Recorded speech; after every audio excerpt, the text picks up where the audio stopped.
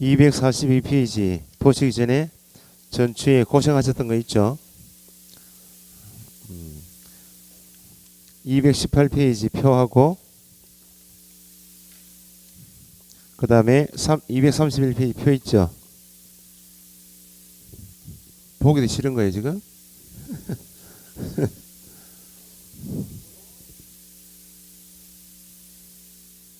행정처분이 뭡니까?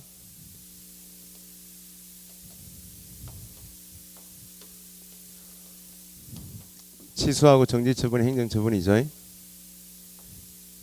행정질서벌은 100만원 이하 500만원 이하 과태료처분이죠. 행정형벌은 3-3, 1-1처럼 징역형, 벌금형이죠. 이렇게 먼저 이해하시고 한 문제짜리가 행정처분하고 행정질서벌은 법원하고 관계없이 등록관청인 시군구청장은 누구에게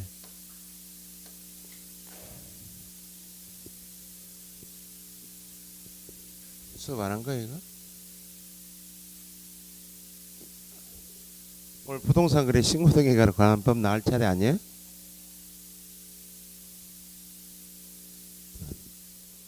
등록관청은 등록한 개업 공인중개사에게 뭘 취소하고 등록을 취소하고 뭘 정지하고 업무 정지 100만원 이하 또는 500만원 이하 과태료 처분도 오로지 개업 공인중개사에 대해서 누구만이 등록관청만이 자격증을 교부한 시도지사가 자격증을 받은 사람이죠. 공인중개사에 대해서 뭘 취소하고 자격을 취소하고 공인중개사 중에서 소속 공인중개사에 대해서 뭘 정지하고 자격 정지 100만원 이하 과태료 처분은 오로지 교부한 시도지사만이 공인중개사하고 소속에 대해서 월요일이죠 오늘. 국토교통부 장관만이 누구에게 거래정보 사업자에게 뭘 취소하고 지정 취소하고 거래정보 사업자는 정지 처분 없고 과태료 얼마? 500만원. 연수교육을 받지 않은 자에 대해서 연수교육을 받지 않은 개업 공인중개사하고 소속에 대해서 연수교육 실시권자가 시도지사이죠. 얼마? 여기 한 문제요. 누가 누구에게 어떤 취소 뭘 정지하고 얼마 줄 거예요. 여기 한 문제.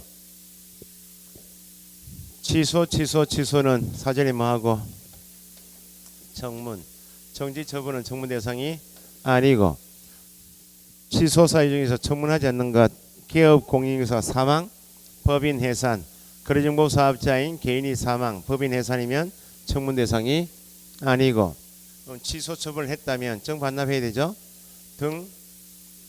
등록 취소받은 날 7일 법인 해산이면 청문하지 않지만 누가 반납?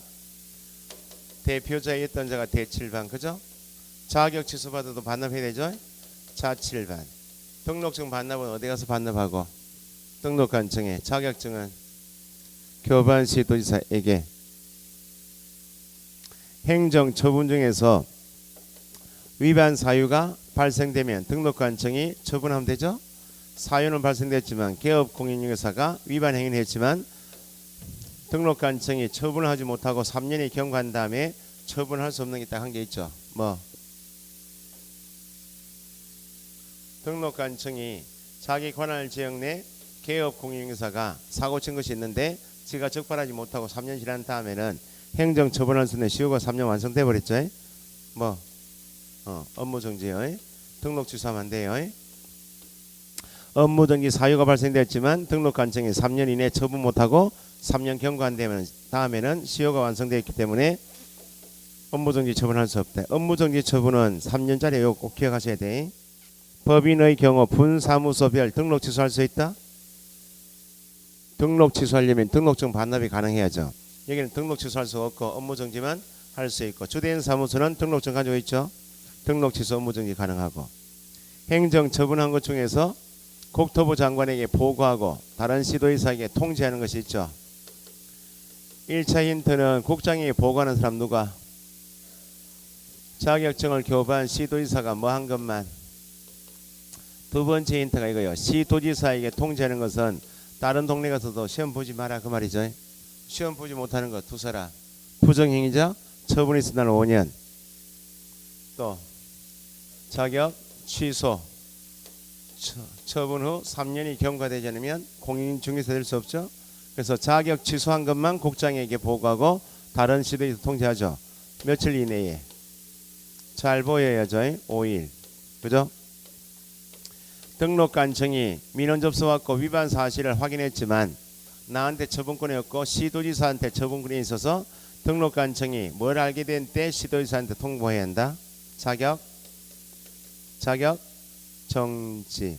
국장에게 보고하고 다른 시도지사에 통지하는 것은 자격 취소한 것만. 등록관청이 위반 사실을 확인해서 알게 되었지만 자기한테 처분권이 없어서 시도지사 넘기는 것은 자격 취소가 아니고 자격 정지만.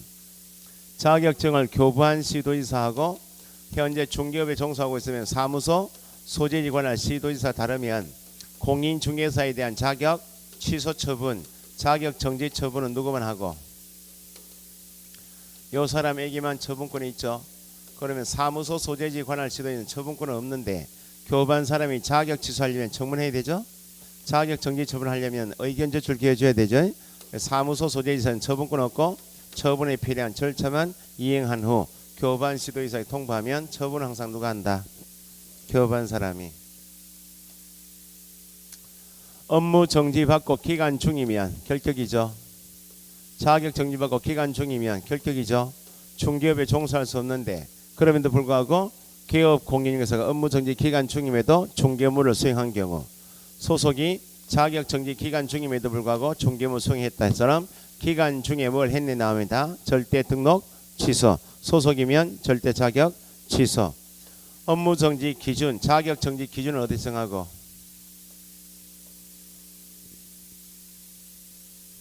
원칙은 등록 기준, 사무 설치 기준, 과태료 부과 기준처럼 각종 기준은 대통령령인데 예외로 업무 정지 기준이나 자격 정지 기준은 어디? 국토교통부령에서 정하는 기준 기간의 2분의 1 범위 내에서 가중하여도 최대 업무 정지나 자격 정지는 얼마 초과할 수 없다? 6월을 초과할 수 없다. 폐업 신고 전 폐업 기간 재등록 개업 공인중개사 나오게 되면 승계조항이죠. 폐업 기간이 3년을 초과했다 주어지면 대날 말이 재등록 개업 공인중개사에게 뭐 할 수 없다 뭐 할 수 없다. 폐업 기간 3년 초과이면 등록 취소할 수 없다. 폐업 기간이 1년 초과이면 뭐 할 수 없다. 업무 정지 처분할 수 없다. 폐업 기간 3년 초과이면 등록 취소 못하고 당연히 업무 정지 못하니까 합쳐가지고 행정 처분할 수 없다. 업무 정지 처분을 한 효과, 과태료 처분한 효과는 언제부터 몇 년간 승계? 처분일로부터 몇 년간? 1년간 승계. 업무 정지는 요것만 사유가 발생한 날부터 몇 년이 경과한 때 3년 경과되고 3년 업무 정지와 함께 기억하시고 최대 가중하여 처분할 수 있는 기간이 얼마? 6월 초과할 수 없고 폐업 기간 얼마 초과하면 1년 초과하면 업무 정지할 수 없고 업무 정지 처분 효과는 언제부터? 처분일로부터 1년간. 그죠? 업무 정지가 이렇게 네 가지 있으니까 가로치기 문제 내기 쉽다 그 말입니다. 여기까지가 전체 한 내용이죠. 암기사항 따라 하시고. 수나 분이 이렇게 험해가지고 안 하기도 그렇고. 오늘 부동산 거래 신고 등에 관한 법입니다. 243페이지 부동산 거래 신고 제도 있죠. 넘겨보시면 두 번째 파트가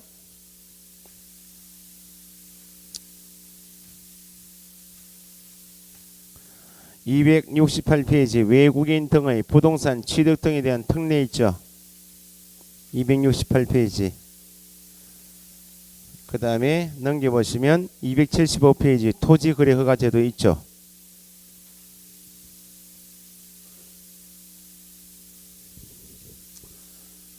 지금 배우시는 법에 이제 전주까지 배우신 내용이 공인중개사법을 배우셨다면 다시 별도 법인 부동산 거래 신고 등에 관한 법을 배우시는데, 어쨌든 전체 출제 비중 중에서 공인중개사법 안에서 확인 설명서까지 포함해서 29개, 30개, 부동산 거래 신고 등에 관한 법이 4개, 5개 나오는데 여기까지 하시면 34개는 나온다는 겁니다. 85점까지는. 그러면 부동산 거래 신고 등에 관한 법에서 등 안에는 뭐가 포함되어 있는가? 27회 때까지는 그냥 부동산 거래 신고법 이렇게 했어요. 등자가 없었다고? 없을 때는 부동산 거래 신고 제도만 나왔어요. 근데 등자가 들어가면서 28회 때부터 세 가지가 통합되었어요. 부동산 거래 신고 제도가 있고, 여기에 출제가 28, 9회 때 2개, 3개 나왔어요. 28회 때 3문제, 작년에 2문제. 그 다음에 이전에 외국인 토지법이 있었는데 외국인 토지법을 없애고 외국인 등이 국내 부동산을 취득할 때 특례 조항을 두어서 외국인 토지법은 삭제가 되고 여기 한 문제. 그 다음에 국토계획법에 있었던 토지거래 허가 제도가 국토계획법에서 삭제가 되고 부동산 거래 신고 등에 관한 법에 들어와서 여기 한 문제. 총 4문제에서 5문제 나온다 보시면 돼요. 그 내용이 좀 많은 것이 여기 좀 많아요. 출제가 많이 되면 정리를 싹 다 해야 되지만 어쨌든 출제되는 부분부터 하시고, 요건 내용이 작은데 한 문제, 요거는 효자죠. 보통 이제 여기에서 출제가 4개, 5개 중에서 거의 반수 이상 나오니까 요거 정리하시고, 요 내용은 토지거래 허가까지 설명드렸는데 어쨌든 시험에 나오는 부분 위주로 해서 공부하시고 나중에 7, 8월 넘어가면 문제집 풀이할 때 조금 더 확장해서 공부하시면 될 것 같아요. 자, 그러면 공인중개사법에서 용어의 정의가 있듯이 부동산 거래 신고 등에 관한 법도 별도 단행법이기 때문에 용어의 정의 파트가 있습니다. 그죠? 가장 기본적으로 242페이지 하단에 법의 제정 목적이 있나요? 법의 제정 목적. 이것도 나중에 요약집이 나오면 공인중개사법 제정 목적하고 부동산 거래 신고 등에 관한 법 제정 목적을 구분해서 읽히시는데, 거기 부동산 거래 신고 등에 관한 법 제정 목적은 당연히 부동산 거래 신고하고 뭐에 관한 사항을 정하겠다? 허가에 관한 사항을 정하여, 두 번째 건전하고 투명한 부동산 거래 질서 확립. 부동산 거래 질서 확립 있죠. 부동산 거래 질서 확립함으로써 궁극적으로는 뭐요? 국민 경제에 이바지한다 이렇게 되어 있죠. 그래서 지금 중간에 있는 거 이거 부동산 거래 질서 확립 목적은 공인중개사법 제정 목적이 아니고 부동산 거래 신고 등에 관한 법 제정 목적이다. 그 정도 체크해 두시면 되고, 공통은 국민 경제에 이바지하는 것은 공인중개사법이나 부동산 거래 신고 등에 관한 법이나 똑같다 이렇게.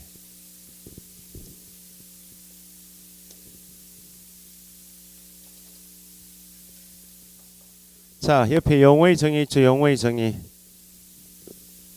용어의 정의는 공인중개사법에서 정하고 있는 용어의 정의하고 당연히 차이를 두어서 좀 구분하실 게, 부동산 거래 신고 등에 관한 법에서 정의하는 부동산은 뭐하고 뭐만? 토지하고 건축물만 말하죠. 시험에 2번 이상 2번 정도 출제됐던 것이 공인중개사법에서 정하고 있는 중개 대상물 종류는 몇 가지? 5가지. 공인중개사법에서 정하고 있는 중개 대상물 범위에 속하는 물건 몇 가지? 5가지는 모두 부동산 거래 신고 대상이다. 임목이나 공장재단, 광업재단은 중개 대상물이긴 하지만 부동산 거래 신고 등에 관한 법에 정하고 있는 부동산 종류는 아니죠. 임목이나 공장재단, 광업재단은 중개 대상물일 뿐이지 부동산 거래 신고 대상은 아니다. 조금 더 확장되는 개념이 부동산 등이 있죠. 부동산 등 하게 되면 토지 건물 또는 토지 건물을 취득할 수 있는 권리까지, 이제 이게 권리까지 포함되면서 부동산 거래 신고 대상이 확장된 겁니다. 토지 건물 뿐만 아니고 부동산 등 하면 부동산 또는 부동산을 취득할 수 있는 권리이기 때문에 좀 이따 보시면 살짝 한번 넘겨보세요. 넘겨보시면 244페이지 위에 2번에 부동산에 대한 공급 계약이 있나요? 밑에 3번에 양가로 3번에 부동산 취득할 수 있는 권리 매매 있죠. 1번 2번 있죠. 거기 양가로 2번에 1번에 법이 몇 개인가 한번 세어보세요. 1번에 첫째 줄에 택지개발촉진법 주택법 있죠. 2개 하고 셋째 줄에 도시 및 주거환경 정비법, 그죠? 건축물 분양에 관한 법, 도시개발법, 공공주택특별법, 산업입지 및 개발에 관한 법, 빈집 및 소규모 주택에 관한 특례법. 몇 개요? 8개죠. 그 법 8개를 알고 계셔야 돼. 권리 안에는 법이 지금 보신 토지 건물에 대한 8개 관련 법에 따라서 공급계약이 뭐예요? 분양이죠. 분양도 매매니까 공급계약도 신고 대상이다. 이게 요즘에 나오고, 그러면 공급계약인 분양계약을 취득하게 되면 부동산을 분양받았겠죠. 부동산을 분양 공급받는 자로 선정된 집이 공급이니까 이건 분양권이겠죠. 법이 몇 개예요? 똑같이 8개에 따라서 분양권도 팔 수 있나 없나요? 있죠. 그래서 양가로서 한 번에 부동산을 취득할 수 있는 지위의 매매 계약에서 분양권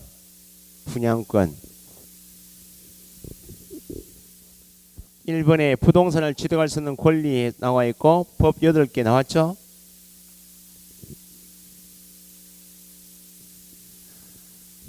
첫째 줄 뒤에 가보시면 선정된 지위인 분양권과 니은의 도시 및 주거환경 정비법, 둘째 줄 그때 빈집 및 소규모 주택 정비에 관한 특례법 있죠. 입주자로 선정된 집이 뭐예요? 입주권. 법이 공통이 보세요. 법이 공급계약하면 분양이니까 법이 8개 나와야 되고 분양권도 공급받은 사람이니까 법이 8개죠. 입주권은 법이 몇 개요? 2개. 도시 및 주거환경 정비법, 빈집 및 소규모 주택 정비에 관한 특례법. 공법 시간에 가로 구역 정비사 배웁니까? 거기에 어디로 들어갔어요?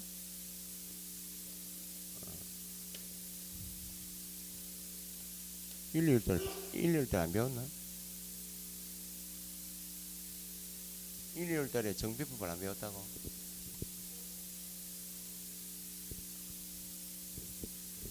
내가 잘못했네. 어쨌든 요걸 구체적으로 요즘에 지문에 한 개씩 넣으니까 법이 8개 있죠. 다행히 우리가 공법 시간에 배우시는 법이 3개 포함되어 있죠. 도시개발법, 정비법, 주택법 빼고 나머지 법 5개는 암기하셔야 돼. 택지개발총지법, 공공주택특별법, 그 다음에 산업입지 및 개발에 관한 법, 건축물 분양에 관한 법,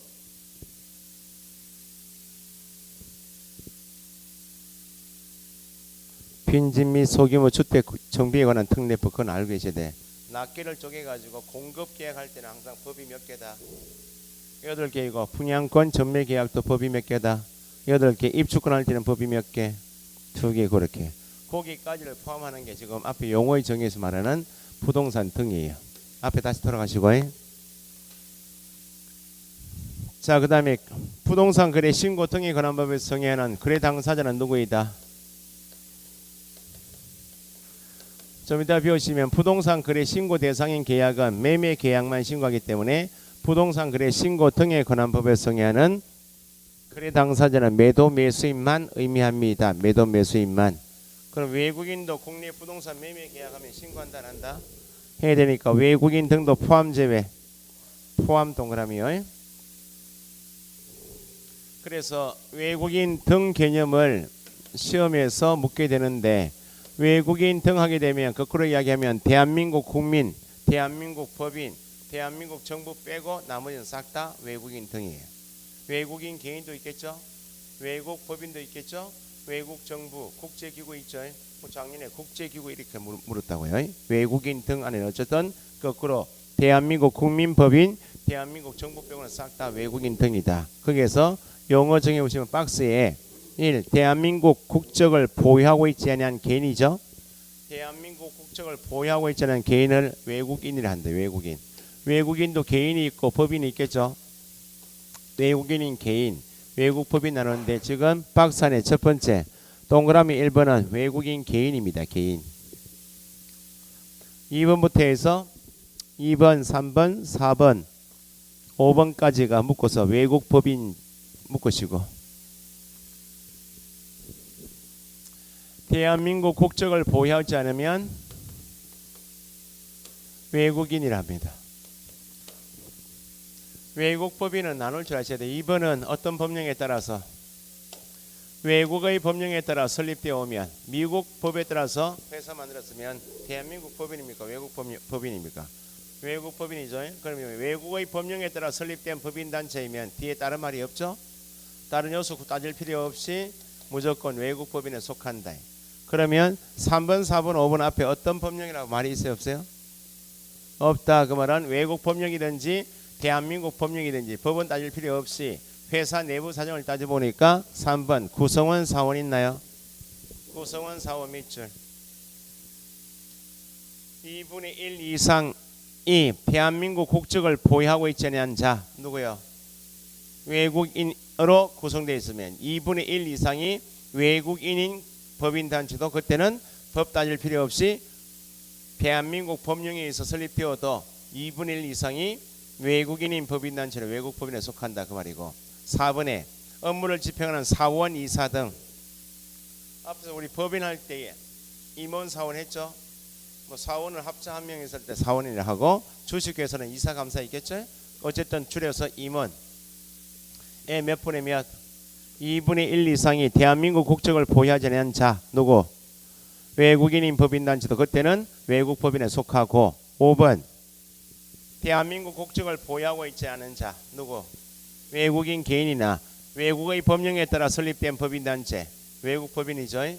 외국인 개인 외국법인이 뭐에 자본 금액의 2분의 1 이상 의결권의 2분의 1 이상을 가지고 있으면 그때 누구?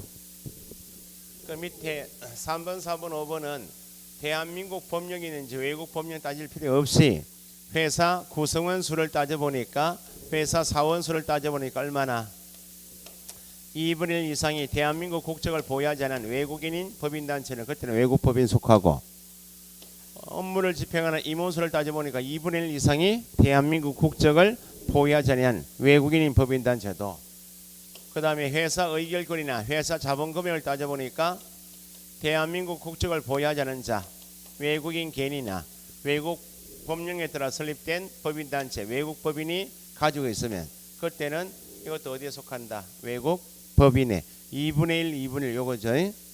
그럼 여기 2분의 1 있던 외국의 법령에 따라 설립되었습니다 하면 지금 구성원, 사원, 임원, 의결권, 자본금액을 따진다.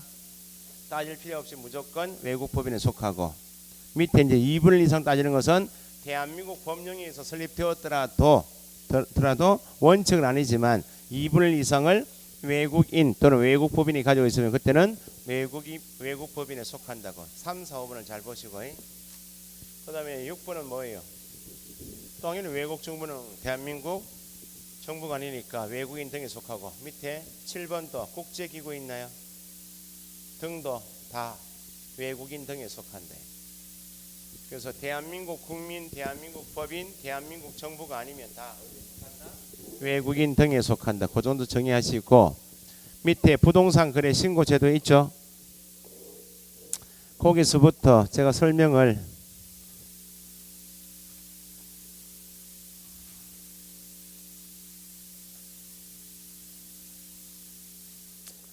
(254페이지까지) 설명드리고 교재 봅시다.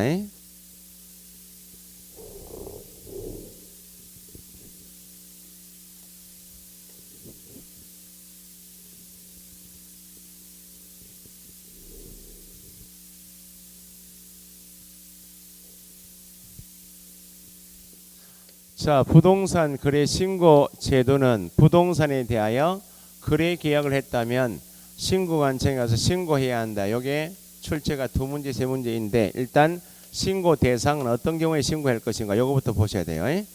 그 다음에 신고 대상이 결정되면 신고는 어떻게 하도록 하고 있는가 절차에 관한 내용. 요게 이제 시험에 나오는 부분 기본적으로. 그러면 신고 대상인 부동산 보니까 방금 전에 개념 정의에서 부동산은 뭐하고 뭘 말하고 토지하고 건축물만 말하죠. 뭐는 빠진다. 임목이나 공장재단, 광업재단은 신고 대상이 아니고 그럼 부동산에 대하여 어떤 계약했다는 한때 신고하라고요? 매매 계약만 신고 대상이니까 거래 당사자는 누구라고요? 매도 매수인 외국인 포함하여.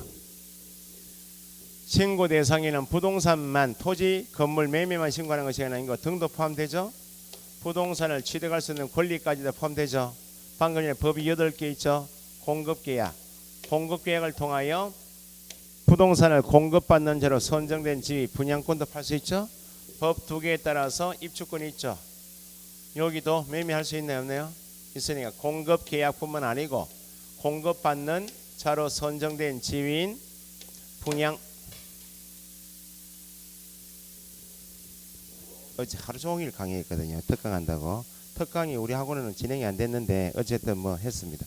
특강은 뭐 동영상을 보시든지 특강 자료는 한번 보시면 좋아요. 특강 자료를 서비찬에서 2권 냈다. 2권이나 해서 2권이 아니고 이론 정리한 게 하고 기출문제 지문 있죠. 기출문제집을 보시기 전에 기출지문 한 개 한 개를 쪼개가지고 분석하시고 거기에 분석되면 기출문제집은 쉽게 풀려요. 그러니까 해설지가 기출문제집을 선택한 이유가 문제 밑에 해설이 달려있으면 공부가 잘 안 돼요. 모르면 무조건 해설지 보고 넘어가거든요. 공부 아닙니다. 해설지 뒤로 빠진 어쨌든 특강은 어떻게 진행되면 숫자가 대가 진행되면 진행하고 안 되면 진행을 안 하고 아시죠? 어쨌든 프린터블이 한 장 있어야 되는데 좀 이따가 프린터블 한 장 드려야 되겠다. 자, 매매 계약 그 분양권도 매매할 수 있으니까 분양권 전매 계약 매매 계약도 신고하고 법 두 개에 따라서 입주자로 선정된 지위인 입주권 매매도 신고 대상이다. 이걸 꼭 체크하시고. 그러면 매매 계약만 신고한다는 말은 아무리 토지 건물이어도 매매가 아니면 신고한다? 안 한다는 겁니다. 그러면 신고를 해야 할 의무가 있단 말이죠. 언제부터 며칠 이내에 신고할 것인가?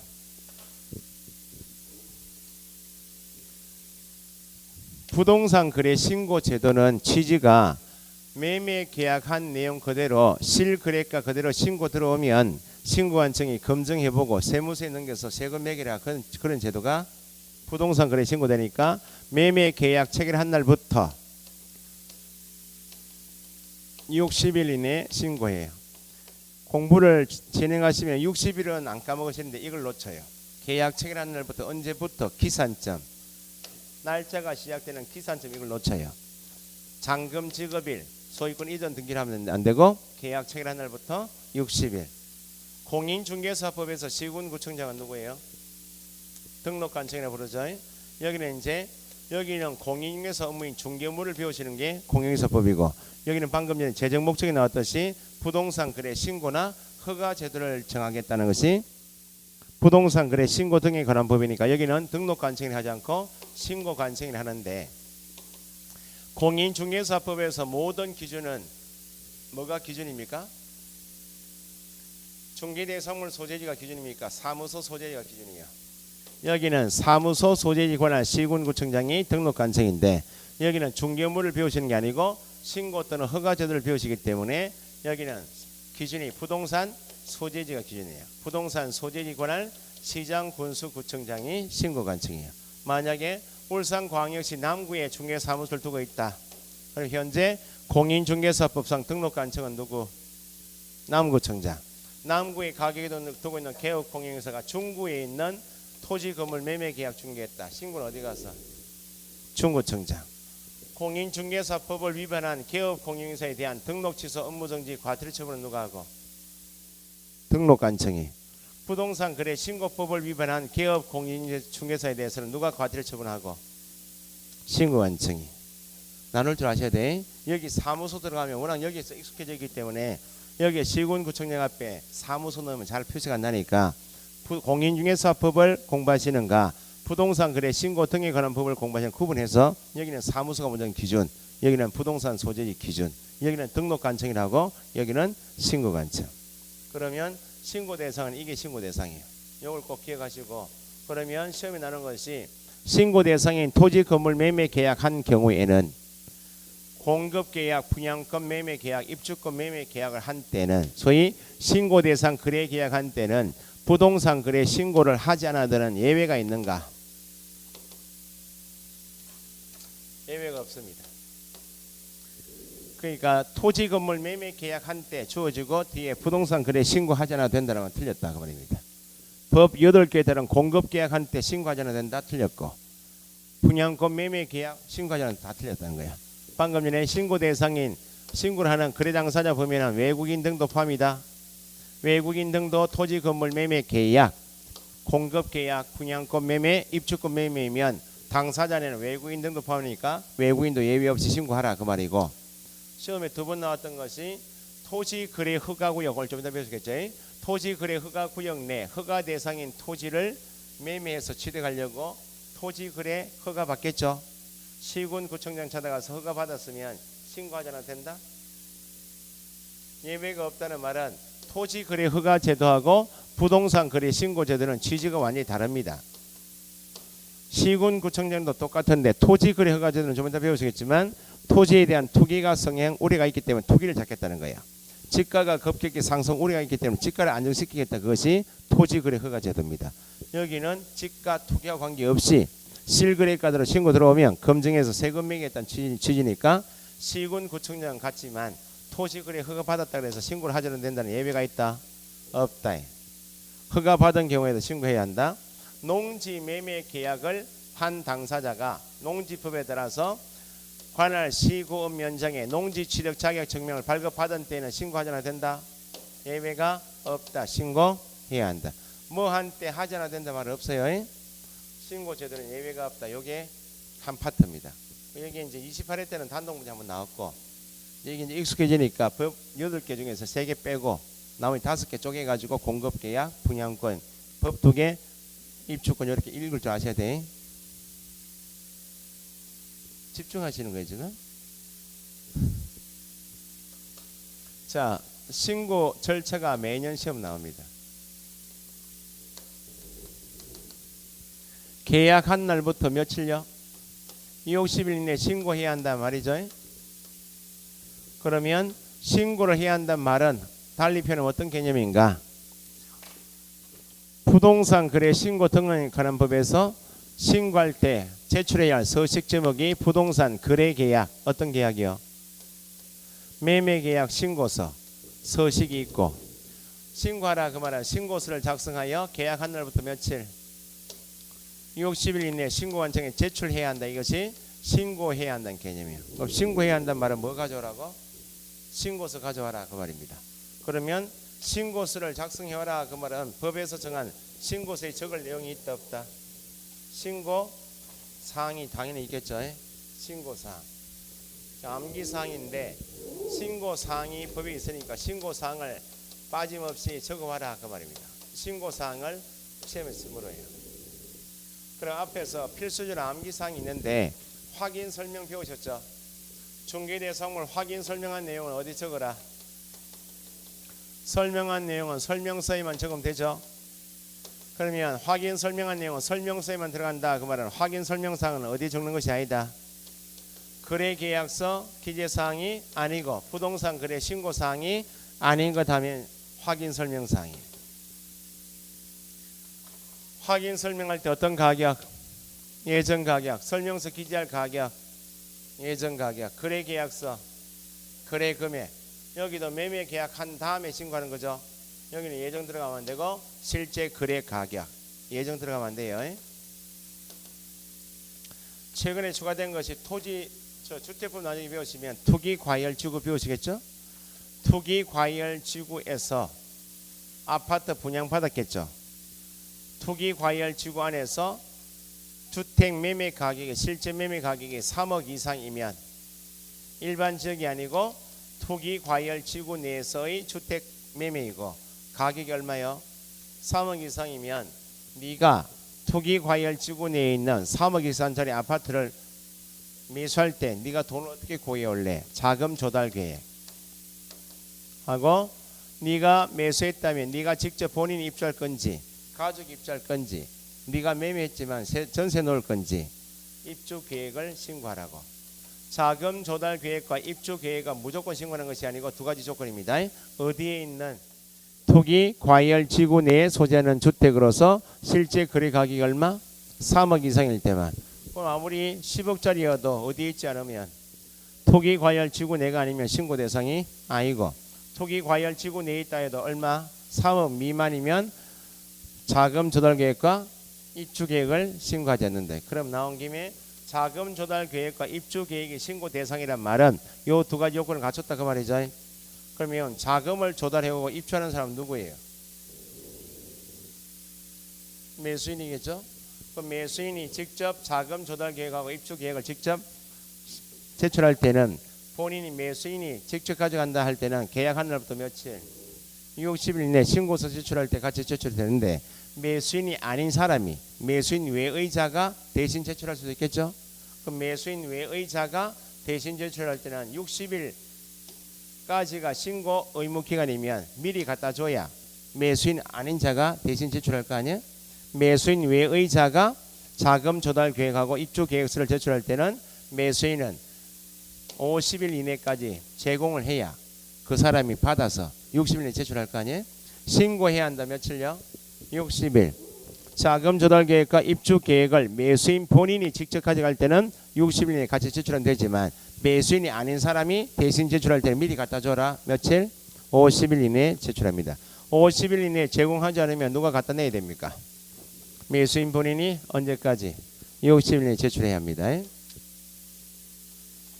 그 다음에 신고서를 작성했다면 서명 날인해야 되겠죠. 공인중개사법하고 부동산 거래 신고 등에 관한 법을 틀어서 서식 중에서 서명 및 날인하는 것은 뭐하고 뭐만 거래계약서하고 설명서에만 서명 및 날인이고 나머지는 싹 다 서명 또는 날인입니다. 전속중개계약서는 뭐? 서명 또는 날인이고 부동산 거래계약 신고서 여기다 서명 또는 날인이지 서명 및 하면 안 되네. 여기는 서명 또는 날인하여 계약한 날부터 60일 내에 제출하라 그 말이죠. 신고할 때는 원칙은 뭐만 가져가면 되는가? 신고서만 제출하면 되는 것이지 신고할 때 계약서 사본을 첨부한다 원본 첨부란 말은 없어요. 그럼 신고서는 법에 정한 서식이 있죠. 제출하는 방법은 직접 작성해서 시군구 신고관청에 방문하여 제출할 수도 있고 컴퓨터 화면에 신고서 띄워놓고 해당 사항을 입력시키고 공인인증서 있겠죠. 가지고 전자서명해서 전자문서로 제출할 수도 있다. 여기에 신고해야 한다는 개념이에요. 신고해야 한다는 말은 신고서를 작성하여 제출해야 한다는 말인데 신고서 안에는 서명 뭐하고 또는 날인이고 뭐만 가져오면 되고 신고서만 가져오면 되니까 방문하여 제출할 수도 있고 전자문서 제출할 수도 있다. 그럼 예외가 신고서 위에 계약서 사본 첨부하는 것이 예외겠죠. 전자문서가 안 되는 게 예외겠죠. 이런 거 속아내는 게 시험 공부예요.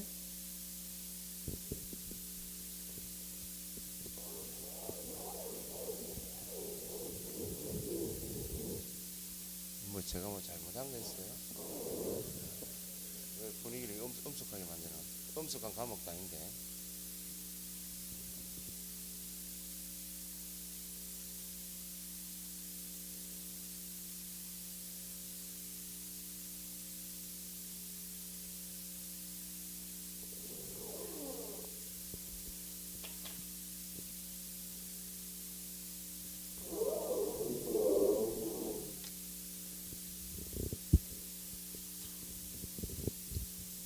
달에 요약집 가지고 강의하겠지 이제. 뒷부분 부동산 거래 신고 옳고 하는 거 하고 다음 주에 하는 내용을 먼저 한번 더 복습되면 한번 더 훑어내고 그 다음에 앞부분 나올 거예요. 왜냐면 이게 뒷부분은 출제가 되는 부분이 지금 여기서부터 끝까지 10문제 정도 나오잖아요. 지금 이 부분이 많이 틀려가 점수가 80 잘 안 나온다는 겁니다. 복습겸해서 하고 뒷부분에 이제 3주째부터 해가지고 끝까지는 앞부분 하고 문제 풀이할 때는 다시 앞부분부터 다시 나오고 이렇게.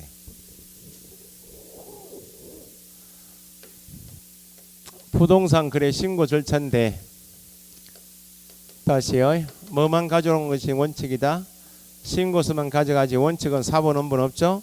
예외로 사본 가져가는 게 있고 방법은 전자문서도 가능하다 그랬죠. 가능한 것이 원칙인데 전자문서가 안 되는 게 예외겠죠. 여러분 기억하시면 돼요. 신고를 해야 한다 할 때 첫 번째 의무자가 매매 계약을 꼭 부동산 통해서 계약하는 거 아니죠? 거래 당사자가 직접 매매 계약했다. 부동산 통하지 않았네. 그럼 거래 당사자 신고해야 되겠죠? 원칙은 공부하실 때 공법상의 절차는 다 공동신고입니다. 공동입니다. 토지거래 허가 신청 접수되시면 공동신청이고 부동산 거래 신고도 공동신고고 등기 신청할 때도 뭐요? 공동신청이죠. 시험 지문에 부동산 거래 신고 관한 설명이 할 때 앞에 거래 당사자가 이렇게 주어지면 개업공유에서 통하지 않고 직접 계약했다가 말하냐? 거래 당사자가 거래 계약을 체결했다 나오면 거래 당사자가 누구요? 매도 매수인이죠. 그러면 매도 매수인은 공동으로 신고하여야 한다. 거래 당사자가 시작하면 뒤에 나올 말이 뭐라고요? 공동으로 신고해야 한다. 최근에 추가돼서 바로 시험 나왔던 게 매매 계약 당사자인 계약 당사자 일방이 국가 지방자치단체처럼 국가 등이면 누가 신고해야 하는가? 거래 당사자 중 일방이 국가 등이면 거래 당사자인 국가가 서비 차원에서 단독으로 신고해야 한다. 요건 예외죠. 국가 등이 아니면 공동 신고해야 되는데 계약 당사자 일방이 국가 등이 포함되어 있으면 그때는 당사자 공동 신고 아니고 누가? 국가 등이 단독으로 신고해야 한다. 개업 공인중개사를 통해서 매매 계약을 많이 하죠. 개업 공인중개사가 거래계약서 어떤 계약서요? 매매계약서 작성 교부했습니다라고 주어지면 이제 매매계약을 개업 공인중개사의 중개로 체결되었다 그 말이죠. 이때는 서비 차원에서 누가? 개업 공인중개사가 단독으로 신고해야 한다. 여기는 당연히 국가 등이다 할 때 공동 신고해야 한다면 안 되겠죠. 개업 공인중개사가 나왔을 때 원칙은 단독 신고 내기도 공동으로 신고해야 한다면 안 되겠죠. 조건이 이제 바뀌면 개업 공인중개사가 공동으로 중개한 경우 이렇게 조건이 바뀌면 여기는 혼자서 중개했다는 것이고 공동으로 중개했으면 조건 바뀌면 공동으로 중개한 개업 공인중개사가 이때는 예외로 공동 신고해야 한다. 공동신고 개념이 뭐이고 단독신고 개념이 뭐인가 요것만 구분할 줄 아시면 되겠죠. 그럼 공동신고 개념은 신고서에다가 공동으로 뭐 하라는 것인가? 공동으로 서명 또는 날인하십시오라는 취지. 이게 공동신고 개념이에요. 공동으로 서명 및 하면 안 됩니다. 그럼 공동으로 서명 또는 날인하는 신고서를 제출해야 될 거 아니야? 제출할 때 공동 제출이 아니고 당사자 중 일방이 제출합니다. 공동 제출하면 안 되고 서명 및 하면 안 돼요. 이게 공동신고 개념이에요. 뭐만 가져가면 돼요? 신고서만 가져오면 되고 가져갈 때 전자문서로 가능하다. 공통입니다. 단독으로 신고한다. 국가 등이 일방 당사자이다 나오면 단독 신고죠. 단독이니까 국가만 신고서에 단독으로 뭐하고 서명 또는 날인해서 제출하면 된다 그 말이죠. 여기도 뭐만 가져가고 전자문서 가능하다 그 말이고 개업 공인중개사가 거래계약서 작성 교부했다면 공동신고 아니고 개업 공인중개사 혼자서 단독으로 뭐 서명 또는 날인해 제출하라 그 말인데 공동으로 중개했다 주어지면 공동신고죠. 공동신고니까 개업 공인중개사 두 사람 이상이 공동으로 뭐하고 서명 또는 날인하시고 제출한 누가? 일방이 뭐만 가져가면 돼요? 신고서만. 방법은 전자문서 가능하죠. 이런 거 이해하셔야 돼요. 개업 공인중개사가 할 때 이게 제일 많이 나온 거예요. 개업 공인중개사가 거래계약서 작성 교부한 때 당사자와 공동으로 신고해야 한다 나오거나 개업 공인중개사가 작성 교부했다 주어졌는데 거래 당사자가 신고한다? 틀렸어요. 거래 당사자가 할 때는 당사자가 개업 공인중개사 통하지 않았을 때 공동신고지 개업 공인중개사가 할 때는 당사자와 공동으로 또는 거래 당사자가 신고한다면 틀리고 예외조항이 매매 계약을 했죠. 당사자가 공동으로 서명 또는 날인하여 제출해야 될 거 아니야. 매매 계약한 매도인이 매매 계약하고 계약금 받았는데 지금 자기가 판 물건이 계속 가격이 오르고 있네. 지금 가만히 예상하니까 지금 매수인으로부터 받은 계약금의 배액을 상환해도 더 오를 것이다. 그럼 팔기 싫을 거 아니야. 그 매도인처럼 당사자인 일방이 신고서에 서명 날인을 거부할 수 있겠네. 거부하겠다 그러면 신고하지 않겠다 그 말이죠. 그러면 예외사항이 발생되었으니까 이때는 거부하지 않은 매수인이라도 단독으로 신고를 할 수 있도록 허용해야 매수인은 제재를 받지 않겠죠. 그래서 일방이 거부한 경우에 단독으로 신고할 수 있다. 일방이 거부하여 단독으로 거부한 때 단독으로 신고할 수 있다. 그러면 단독으로 신고하러 간다. 그 말은 뭐예요? 매수인이면 매수인 단독으로 서명 또는 날인하여 신고서 제출할 갔죠. 그러면 기업 공인 중에서 통하지 않고 당사자가 직접 매매했다면 공동으로 서명 날인 들어와야 되는데 한 사람이 빠졌죠 지금. 그러면 신고관청에서 공무원이 뭐라고 이야기해요? 왜 한 사람 빠졌습니까? 물어보겠죠. 그러면 매매 계약한 당사자 매도인이 매매 계약 체결 후 부동산 가격이 올라서 신고를 거부했습니다. 신고하지 않겠답니다 라고 단독 신고하는 사유서가 들어야 됩니다. 그럼 단독 신고하는 사유서에 매도인이 부동산 가격 급등으로 거부했다 적어왔죠. 그러면 신고를 거부했단 말은 신고하지 않겠다는 것이니까 신고를 거부하거나 신고하자는 것은 제재가 500만 원 이하 과태료 처분이에요. 그럼 매수인이 단독으로 신고 들어왔죠 지금. 그러면 네가 적어온 매수인 네가 적어온 단독 신고하는 사유서에 적혀있는 매도인이 거부했다 되는데 거부한 사람이 네하고 매매 계약을 했는지는 확인해 봐야 될 거 아니야. 매매 계약 당사자이었는데 거부했다 나오면 그 사람이 500만 원 과태료 주겠죠. 그럼 네가 적어온 단독 신고서에 적혀있는 매도인이라는 사람이 네하고 매매 계약했는지 확인해야 되니까 이때는 매매 계약 당사자인지 확인하려면 예외로 계약서 4번을 첨부해야 되겠죠. 원칙은 4번 첨부한다는 게 있나요 없나요? 없다. 단독 신고 일방이 거부하여 단독 신고할 때는 단독 신고 사유서하고 계약서 4번은 들어가야 되죠. 이건 컴퓨터에 집어넣을 수가 없으니까 사유도 확인해야 되니까 이건 전자문서로 할 수가 없다.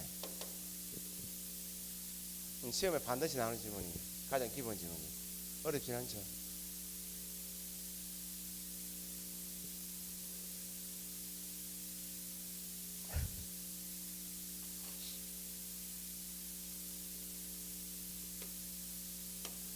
그러면 신고서를 전자문서로 제출할 수 있죠. 신고서를 직접 가져가는 경우도 있겠죠. 신고관청에 신고서를 직접 가져갔다고 제출하러 갔다고 그러면 신고관청에 갈 때는 신고관청 공무원이 뭐는 보자 그래요. 주민등록 등본 발급받으러 가도 공무원 맡기면 신분 좀 보자 그러죠. 신분을 확인할 수 있는 주민등록증이나 여권처럼 신분을 확인할 수 있는 신분증명서를 신고관청에 내보에 제시한다고 공통으로. 그러면 신고서를 제출받은 신고관청은 확인해 봐야 되겠죠. 신고서에 적혀있는 신고사항이 정확하게 다 기재되어 있는지 확인하고 누락된 사항이 있는지 확인해 봐야 되겠죠.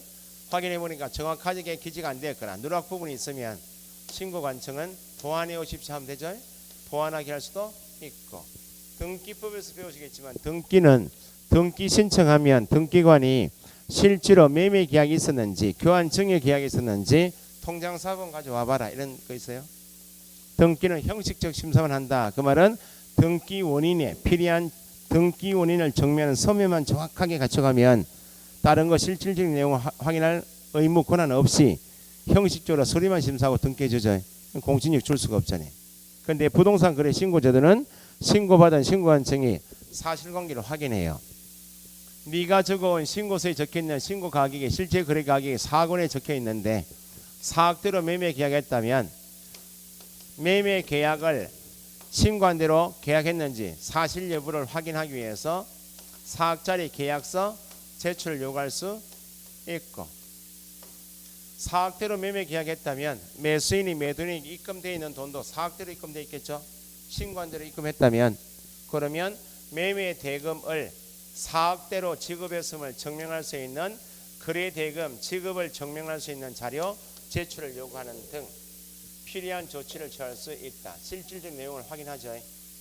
그러면 계약서 제출을 요구받았다. 만약에 실제 계약은 4억 5천에 계약했는데 다운으로 신고했다 그 말 아니야? 그러면 원래는 4억 5천짜리 계약서 가지고 있겠죠. 신고 쓰면 4억 적었을 거 아니에요. 그러면 4억대로 계약했다면 4억짜리 계약서 제출 요구받으면 매도 매수인이 직접 계약했다면 둘이 만나고 4억짜리 계약 쓰는 게 쉬워요 어려워요? 쉽죠. 부동산 통해서 4억 5천에 계약 썼는데 4억짜리 계약서 제출 요구받으면 개업공인중개사가 당사자 불러놓고 다시 4억짜리 쓰는 것은 쉽다 그 말입니다. 그래서 계약서 제출하지 않으면 제재는 500만 원 이하 과태료밖에 안 돼. 그런데 금융거래 내역을 가져와라 그 말이죠. 입금표나 통장사본 매수인이 매매대금 4억 원을 지급하기 위해서 대출받았으면 대출계약서 있겠죠. 그거 가져오라 했는데 그걸 제출하지 않거나 거짓 제출하면 이건 3천만 원이에요. 제재가 부동산 거래 신고 제도는 제재가 과태료인데 500만 원이 대부분이고 신고 안 했네, 거부했네, 조장했네, 방조했네, 계약서 제출하지 않았네, 이건 다음에 얼마라고요? 500만 원이고 거래 대금 지급 증명 자료 제출하지 않거나 거짓 제출한 거 나오면 요 펄이 나오면 요거만 얼마? 3천만 원이야. 나온 김에 신고 안 한 게 나빠요, 거짓 신고가 나빠요? 거짓 신고 나쁘니까 신고 안 한 것은 500만 원밖에 안 되는데 거짓 신고하게 되면 취득가액의 100분의 5 이하 과태료예요. 만약 4억짜리다 거짓 신고했다 그러면 100분의 5 20분의 1이니까 얼마? 2천만 원 주겠다는 거예요. 그 제재는 500만 원짜리 항상이 아니고 거짓 신고한 데 나오면 취득가액의 100분의 5 이하, 거래 대금 지급 증명 자료 나오게 되면 3천만 원. 사실관계 확인했죠?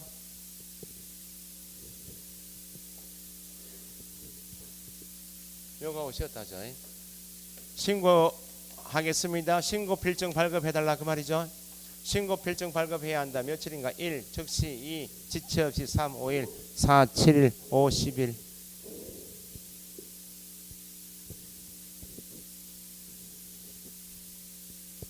즉시는요 공인중개사법하고 부동산 거래 신고법 틀어가 한 개밖에 없어요. 이미 끝났어 그거는. 그 며칠이? 진짜 즉시는 어디서 나왔어요? 앞에 휴업 신고할 때 등록증 반납했죠. 휴업 기간 중이든지 휴업 기간 만료 재개할 수 있죠. 재개하려고 가게 보니까 뭐가 비어있다. 등록증 비어있으니까 등록증 찾으러 왔습니다. 그게 재개신고죠. 재개신고받은 등록관청은 등록증 반환해야 하는데 며칠? 그 한 개만 즉시야. 나머지 좀 급하면 다 지체 없이야. 천지 늘려있는 게 뭐다? 지체 없이야. 지체 없이 제일 잘 나온다 해서 전주에 협회할 때 협회 총회 의결 내용은 국장에게 보고해야죠. 며칠? 지체 없이. 그걸 뭐 7일 10일 고쳐내니까. 신고 필증 발급받았죠. 매매 계약을 신고한 거 아니야? 매매 계약한 매수인은 등기 신청하러 가야 되죠. 토지 건물에 대하여 계약 원인 소유권 이전 등기 신청은 등기법이죠. 토지 건물에 대하여 계약을 원인으로 매매 교환 정액 계약처럼 계약 원인 소유권 이전 등기 신청할 때 등기관에게 내 명의로 소유권 이전 등기하게 되는 원인이 뭡니다라고 등기 원인을 정면을 쓰면 가져가야 원인 정수대로 등기해 줄 거 아니야. 부동산 등기 특별조치법상 토지 건물에 대하여 계약 원인 소유권 이전 등기 신청할 때 가져갈 등기 원인 정서가 뭐예요?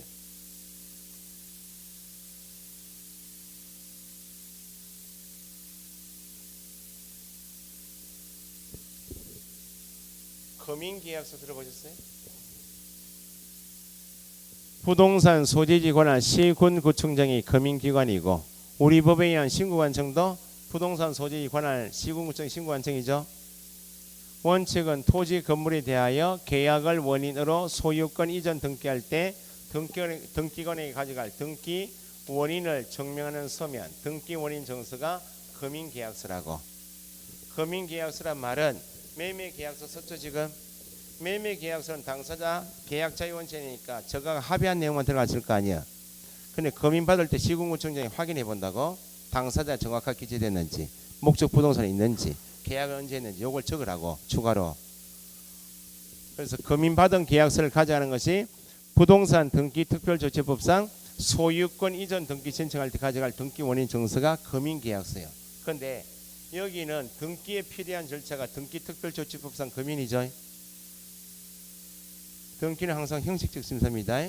그러면 거민기관인 시군구청장은 실제 매매했는지 얼마 했는지 실질적으로 계약 내용을 심사할 권한 의무가 있는 거 없어요. 여기도 계약서에 적혀있는 거민계약서 거민받을 때 적어올 거민계약서 기재사항만 정확하게 기재된 확인하고 도장 찍어준다고. 형식적 심사죠. 부동산 거래 신고는 실질적 심사해서 했어요. 했죠. 그래서 같은 시군구청장, 여기는 신고관청 시군구청장, 여기는 부동산 소재지 똑같이 시군구청장이죠. 이미 부동산 거래 신고하여 신고관청이 사실관계 다 확인하고 뭘 발급했다면 신고 필증 발급했다면 신고 필증 제출하면 등기가 되는 것이지 신고 필증 발급받은데 거민은 받은 것으로 본다. 네? 여기까지가 시험에 꼭 나오는 내용이에요. 당사자가 시작하면 어떻게 신고한다고요? 공동. 국가 등이 나오면 국가 등이 단독으로 개업 공인중개사가 나면 단독으로, 공동 중개했습니다 할 때만 공동으로, 일방이 거부했습니다 할 때는 단독 신고 사유서하고 계약서 서본 전부하니까 전점 운송할 수 없다. 쉬었다 하겠습니다.